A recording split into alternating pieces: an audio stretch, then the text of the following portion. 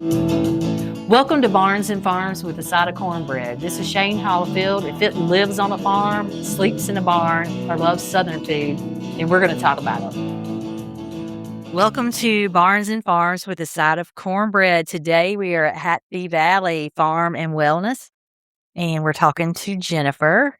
Jennifer, tell us a little bit about your family farm and what goes on here. So what goes on here is a lot of being, which is why we're called Hap Bee. So we really focus on being over doing at this farm.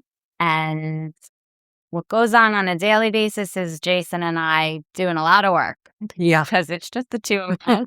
So it's been definitely a really big passion project for us, and kind of at this phase of our lives where we want to be giving back.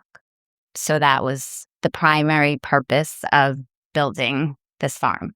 Okay. Well, you answered a bunch of my questions with that. I've got a bunch of questions, and we might not even get into some of them. I like to start talking and just see where it goes. So what inspired you and Jason to create HapBe Valley? So I went on a retreat when I was 50 years old. I have 2 daughters, and the last one was heading off to college. And I felt that at that time, I really needed some clarity on my life and what the next chapter was going to be. And I really had never traveled by myself other than when I used to have a career. I told my family going to a retreat. It was a very coincidental thing because we went to Costa Rica when my kids were little to a place called Leaves and Lizards, where we did do equine-facilitated learning with people, and it was more about the roles of the herd and herd dynamics. We had to work with horses as a family. My children were little. We basically were put into, a 40 by 40 square and told, okay, get the horse to walk with you.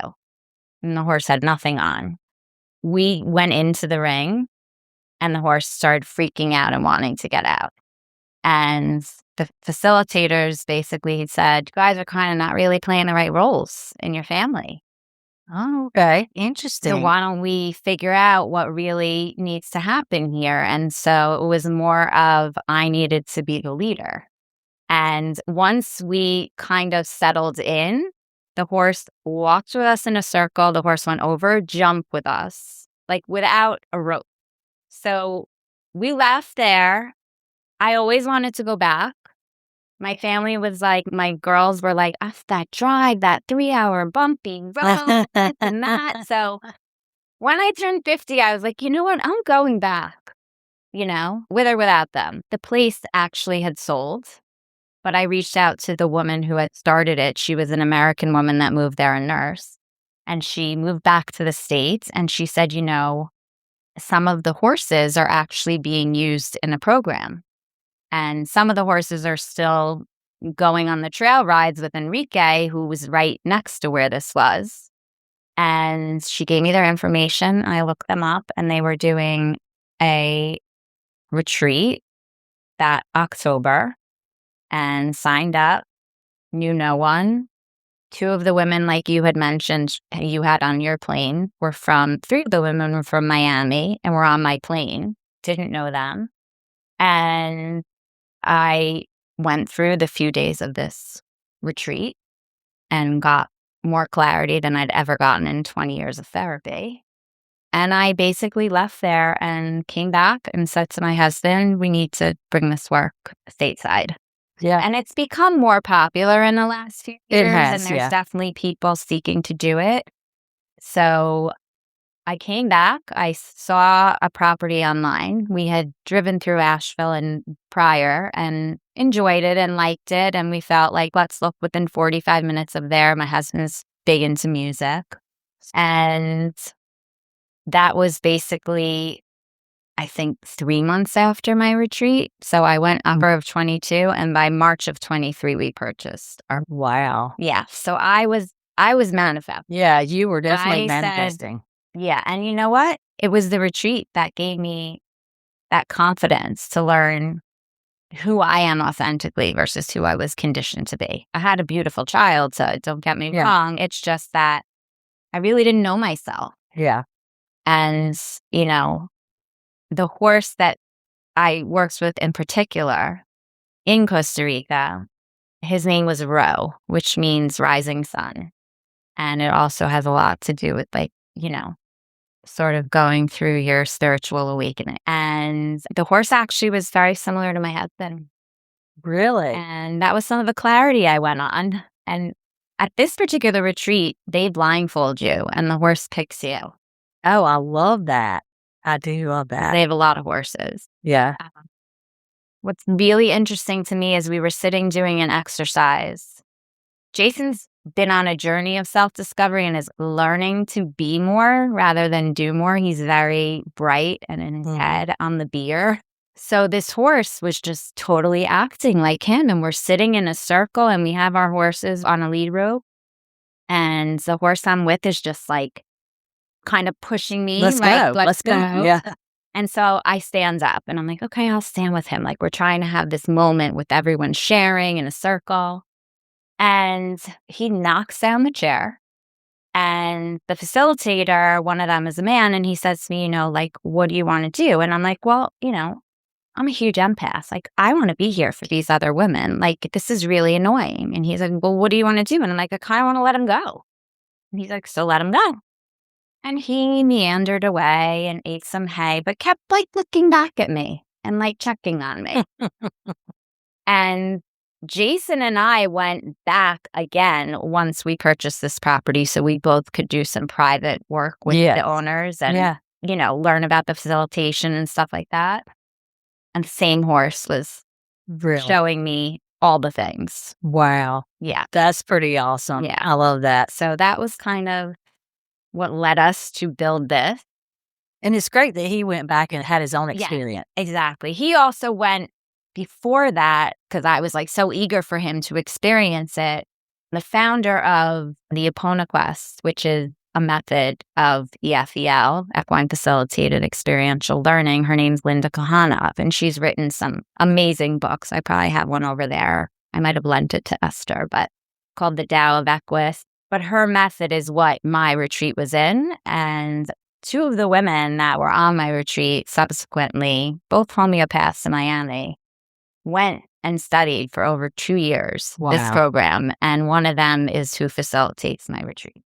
Oh, okay. So it's sort of connected. It's sort of connected. Yes, I knew that for me, facilitating at this phase of my journey was not the right thing to do. And so I said, I'm building the space and let's do this. And well, so that's part of it. 3 amazing retreats with incredible women.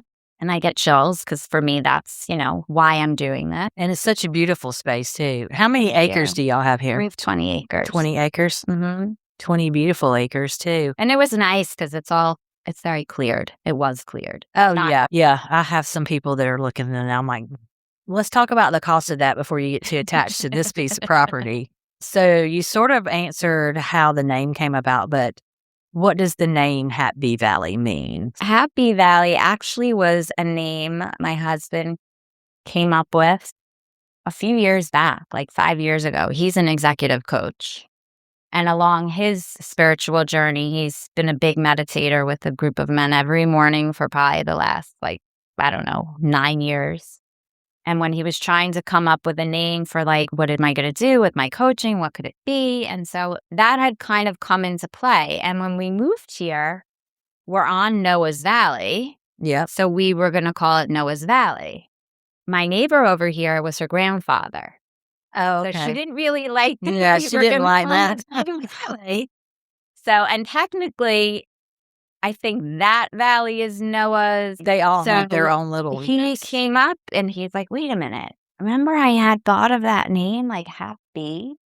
And this is all about being. It is. It is. So that's how we came up with it. It's a great name too. And now I understand more. Well, let's talk about Jason for a minute because I sort of have found out a lot of things about him in a little bit of time when I was here for the meditation, which was awesome. And I found out that he loves cornbread. And love corn. I didn't know how much of a foodie he was, though. So now I know that we have more things to talk about being a foodie and loving music. But so tell us about, you came from Florida to North Carolina, but you had told me earlier that you came from New York and then Florida. Yes. And so you have one horse on this property that you brought with you from New York to Florida to here. Let's talk Correct. about that horse first. Olive. My lifesaver, really. So I didn't really ever ride horses as a child. And when I had kids, I knew for something about them was always so majestic to me, and I knew I wanted my kids around them. My older daughter, we basically put her on a horse at 4 years old, started having lessons. At one point, I think right before that, we were living right near Sleepy Hollow, New York. And there's a country club there, and I saw they had riding. So I think I went there, and they put me on this massive beast. And I'd only been on a trail ride in the middle of a field. And I was like, this is not safe. Like, what is this trainer or whatever thinking? And I never went back there. And then I had Alex start riding, and time went on, and I'm like, why am I not doing this? I watch her at every lesson. Like, why am I not doing this for myself? Yeah. So I started to ride, and we just both so happened to have a lesson horse who happens to be Oliver. And we would ride him, and he was also used for other lessons. And it kind of got to the point he had been dropped off at the barn by someone who was wanting to use him as an eventer. And he really was not an eventer. Yeah. And it was nice that she recognized that, but she basically left him and never came back at the barn we were at. So they got him That for happens free. all the time. So he was a lesson horse, and it got to the point where I said to them, I really don't want him being overused like this. Yeah. Can I buy him? And we bought him very affordably. And he was then just mine and my daughter's, and we rode him, and she showed him, and he jumped and did all those things. And we moved to Florida, and it turned out that he was having a lot of pain every time he jumped, and he had that surgery, which was really cool because I watched the whole surgery. And so then he rehabbed, and then we never really jumped him anymore, but we rode him.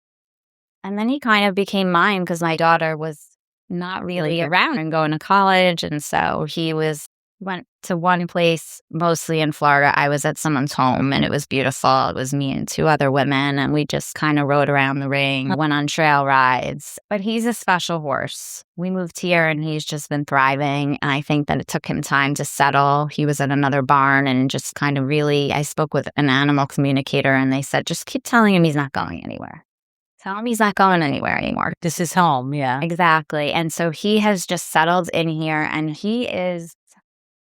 I'm blown away by the healing he's doing. I just kind of always knew in my heart with how I was with him. And for me, spending time with him was way more than riding him, was much more meaningful to me. That's exactly. People always ask me, how come we don't see you riding your horse? I'm like, I don't ride her anymore. She's my friend, Right, my savior, I a lot of time went to Oliver before I went to Jason, like he holds me. Yeah. And you're about to have an amazing Reiki session. And I had a Reiki session, and wow, Oliver just held me through the whole thing. That's awesome.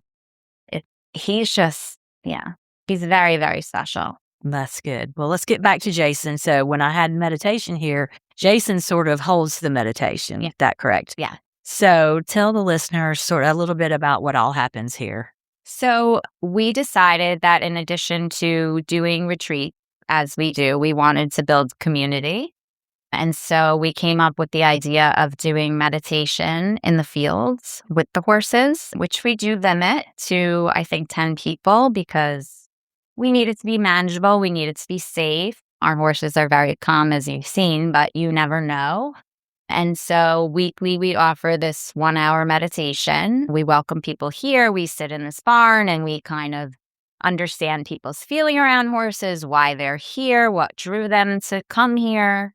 And Jason, being that he's studied meditation and practiced meditation for so many years, he's also just like an encyclopedia and can read things and remember things. So he's always the one to speak. He's very bright.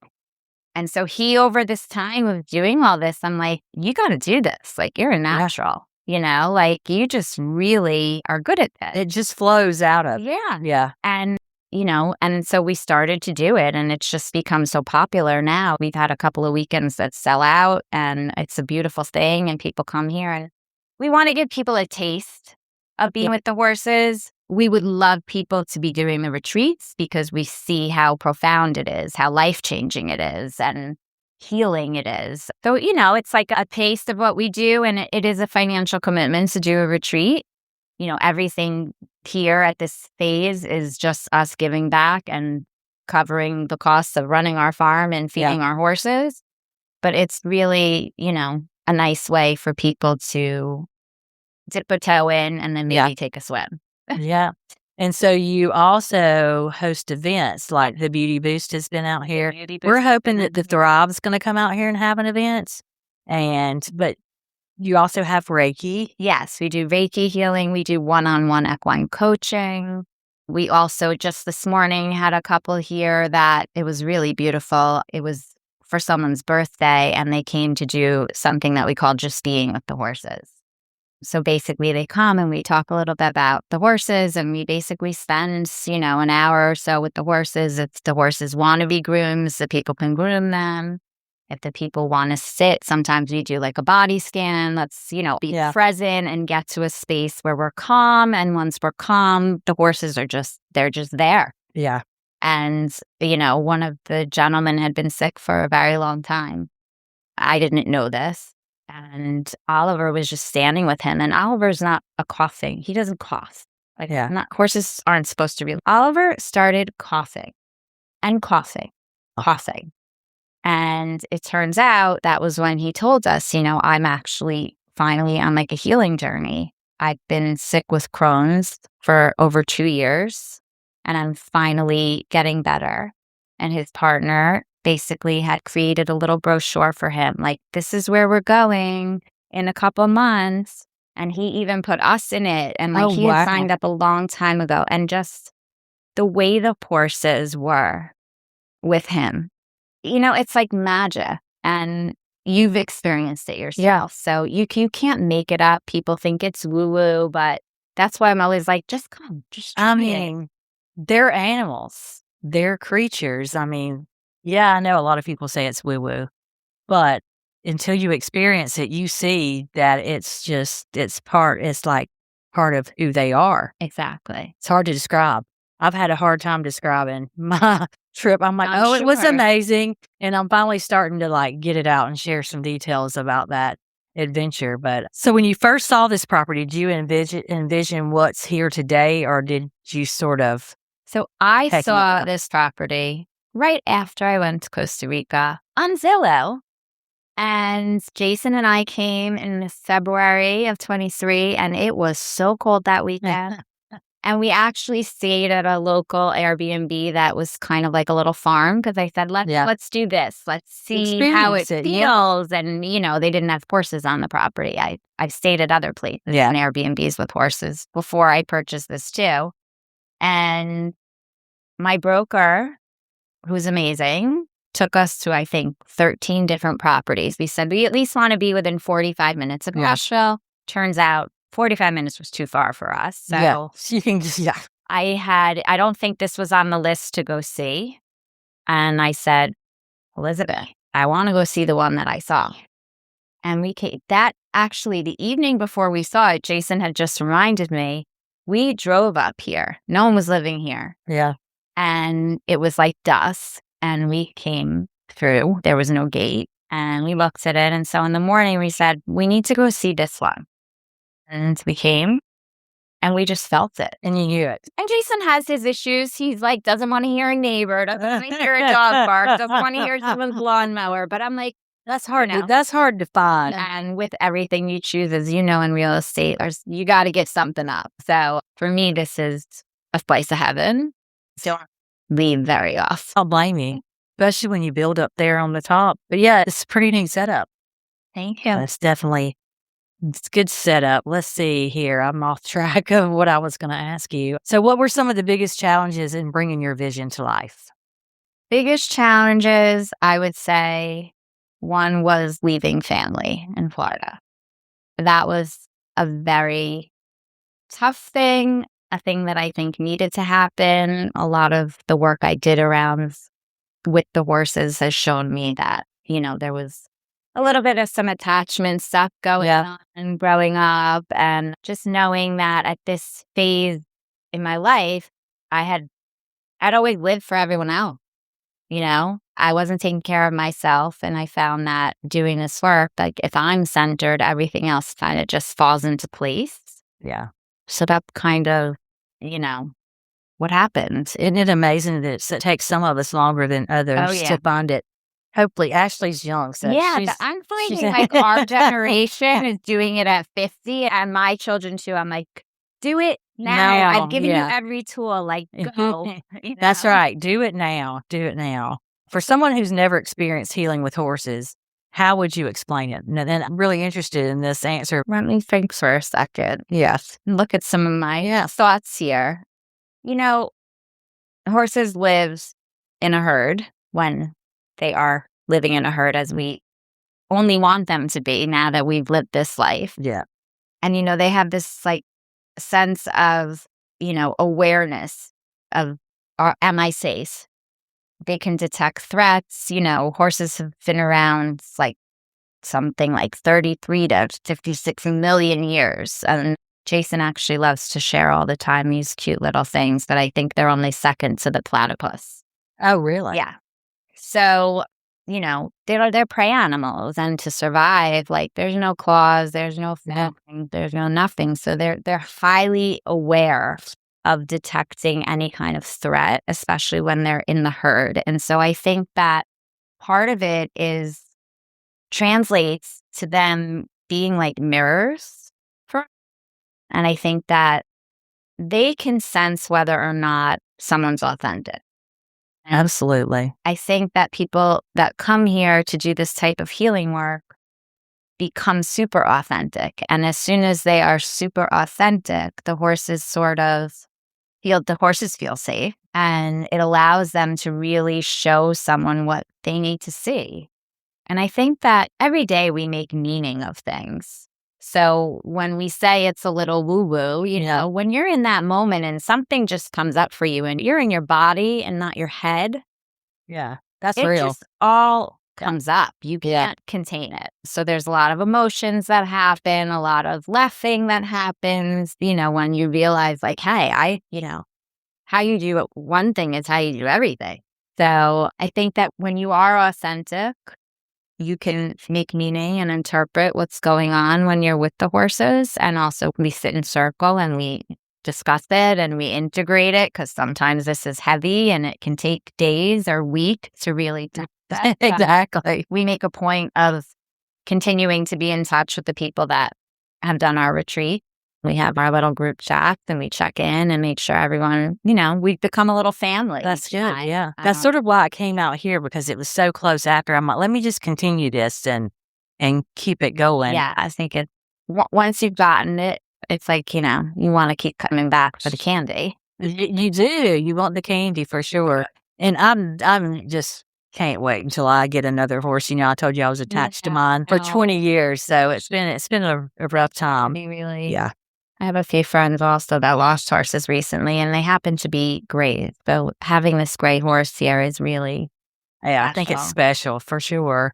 Why do you think horses connect with humans in such a profound way? I know I'm skipping around on my questions because we talked about mirrors already, and I think that they're intuition. They're sentient beings. Yeah, they're just like us. Yeah, they have feelings.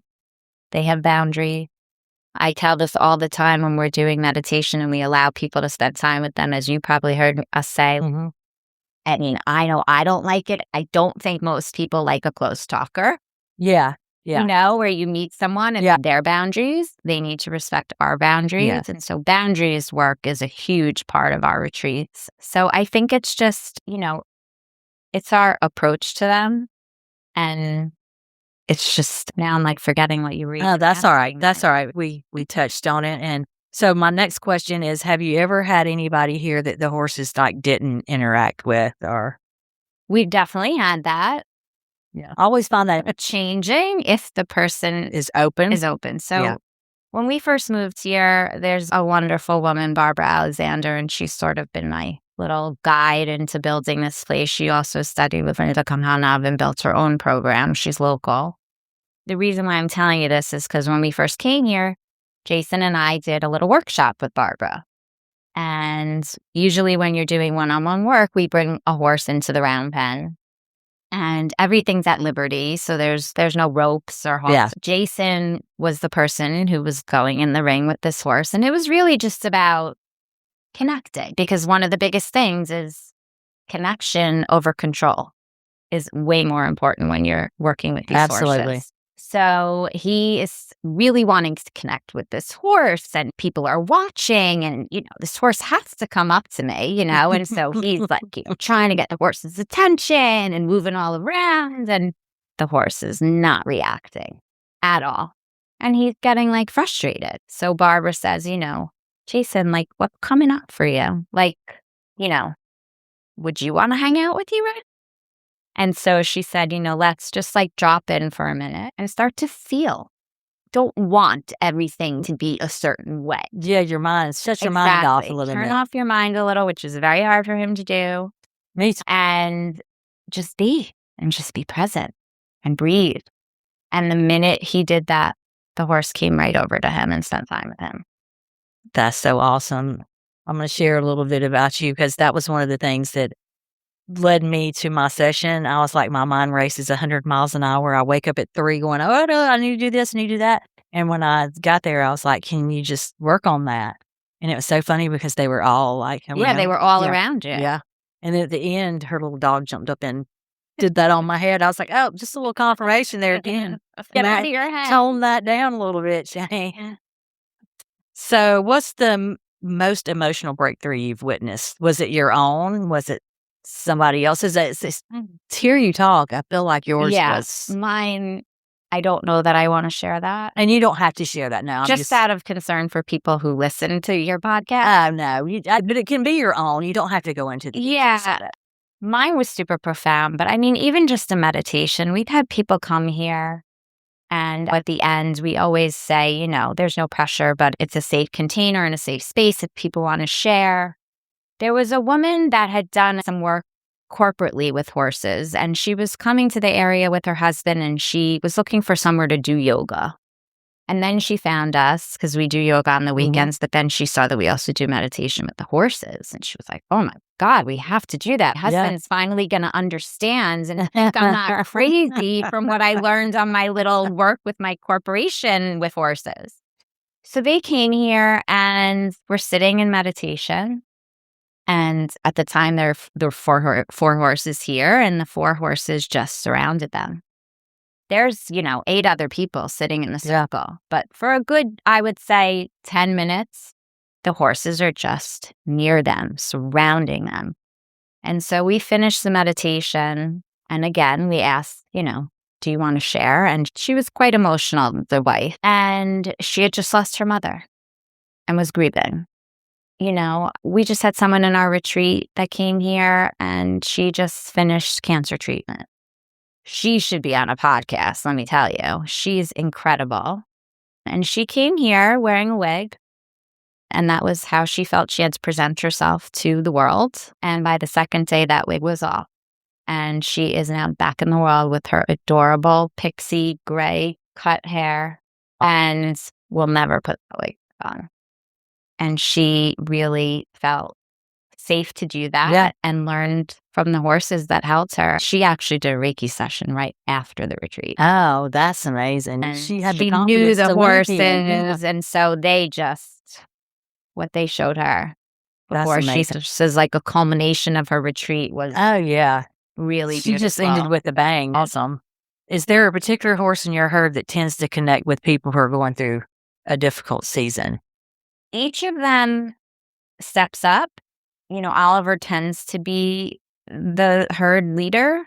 So I feel like when he feels someone needs his healing, he steps in. At times he'll move away and someone else might take over because he's allowing it. But each of them, it depends on the day. Just like us. It depends on the day, how they woke up, the mood they're in. the energy they're feeling from someone. Today with this gentleman, it was Oliver, because you saw he was doing the coughing, and then he was just, he was sitting there with him after, and it was just really beautiful. Really beautiful. And people leave. Everyone leaves with like, oh, I can't wait to see Oliver again. I can't wait to act again. And then Nika, my girl. So it's really in the moment. So you can tell this is what you're meant to be doing. Oh, 100%. I am so blessed that my husband's success has allowed us to be able to do this at this stage and be helping others. That's our mission. Our mission is bring as many people to the horses as possible, because the world would be a better place if people did this work. Look how people are leaving here. That definitely makes sense. So, I have a women's group, so we have to talk about, we have to focus on women a little bit. So women, wellness, and healing. What do you wish more women understood about healing? I think what I wish women would know is that they're not alone. As tough as it is for people to share and really be open, when we gather a group of women together, which is what our signature retreat is, it's for specifically for women, we just hold each other and we know it's safe to share. And I think we're realizing when we open up that everyone has stuff. Yeah. Everyone has stuff. We all have stuff. And I'm not a big sharer. You would think, I talk to people for a living. I have a podcast. I have a women's networking group, but I'm not a big sharer. And I realized that when I was in South Africa, and I was told that a couple of times, that I hold a lot back a lot of times. And one of the main things that I got from that trip was to unapologetically speak my truth and not hold it back, because that causes all that in my head a lot of times. Yeah, the chatter. Yeah. So chatter comes up and it's like you just need to allow. And I think that when we allow and we share, because I've become like an open book. I'm a huge mental health advocate, so I've always been one to share, and I've had children that have had issues. I've had my own issues. So it's like, for me, any way I can help someone by sharing my story, I do. I actually shared with your meditation. I normally wouldn't have done that. I've been like, oh, this is great. I'm going to come back. But I'm like, okay, I guess I need to start sharing, more. It's good for you too. Yeah.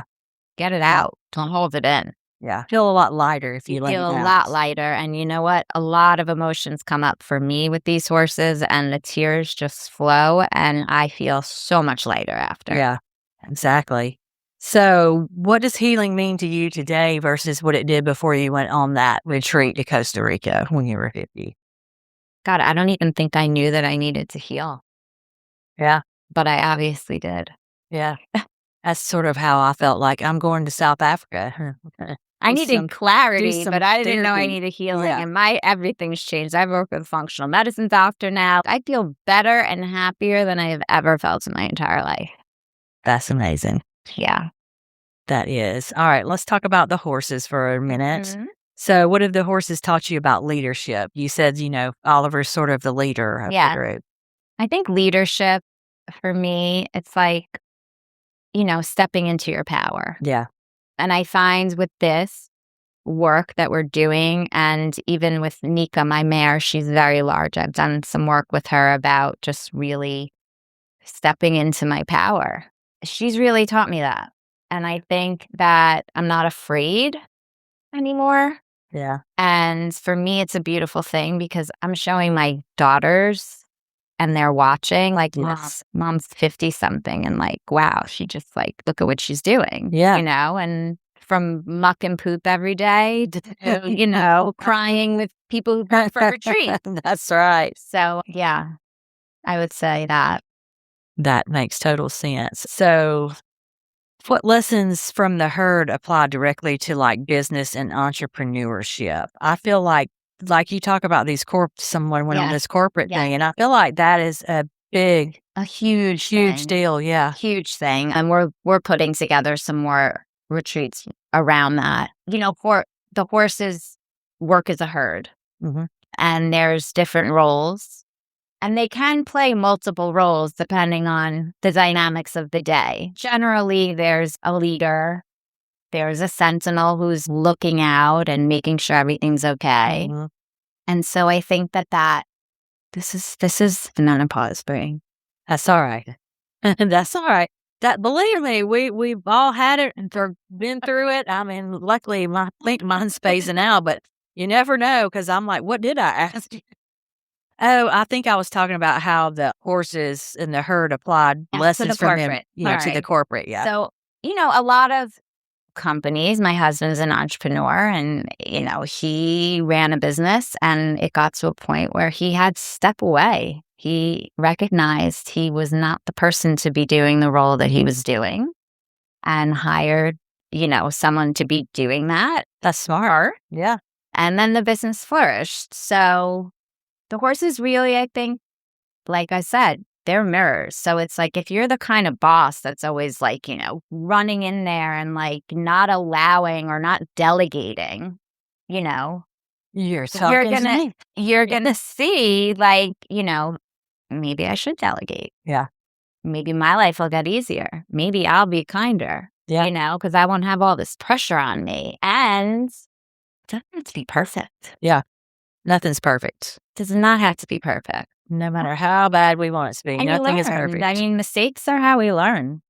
That is true. So, which horse in the herd is most like you?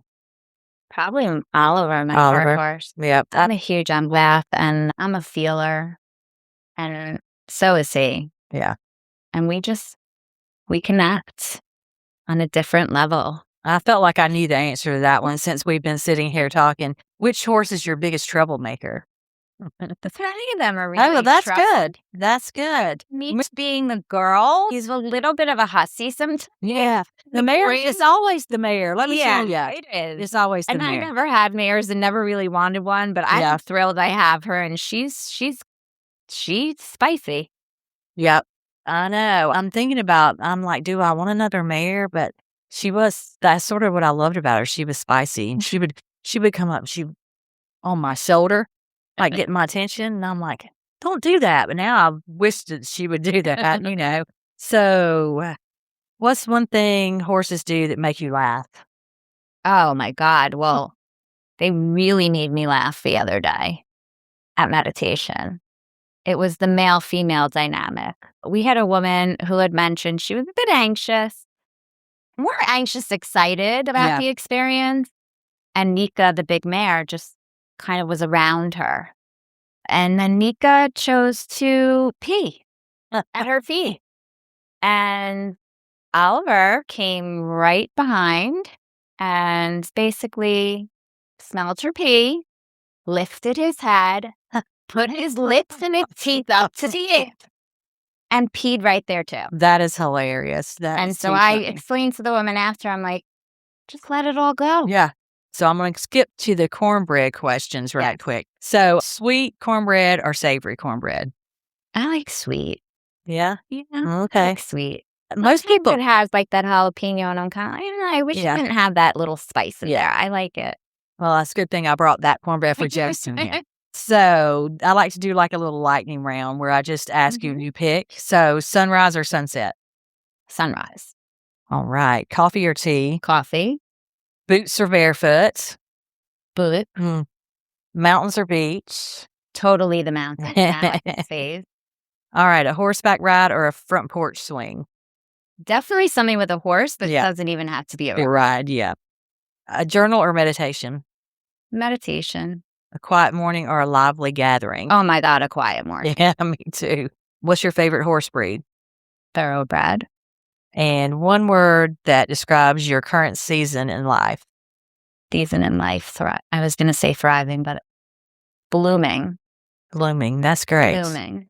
I'll tell you my word after the podcast. One thing you're grateful for today. My life.